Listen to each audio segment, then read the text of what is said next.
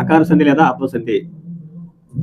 అత్తునకు సంధి బహుళముగా నగును. బహుళము అంటే అనేకము అంటే ఏమిటి? నిత్యము, నిషేధము, వైకల్పికము, అన్య విధము.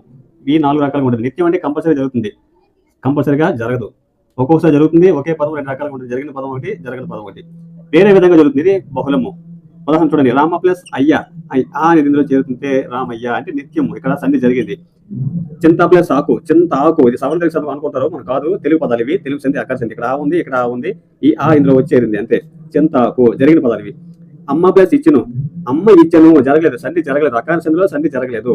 మేన ప్లస్ అల్లుడు, ఇక్కడ ఆ ఉంది, ఇక్కడ ఆ ఉంది అంటే అచ్చు, ఇక్కడ అచ్చు అనుకోవాలి, ఇక్కడ మాత్రం ఆ అనుకోవాలి. మేనల్లుడు సంధి జరిగితే, సంధి జరగకపోతే మేన ఎల్లుడు, యా వచ్చింది చూసారా? సంధి జరగకపోతే యకారం వస్తుంది. సంధి జరిగినట్లు, సంధి జరగనట్లు ఉంది, దీన్ని వైకల్పికం అంటారు.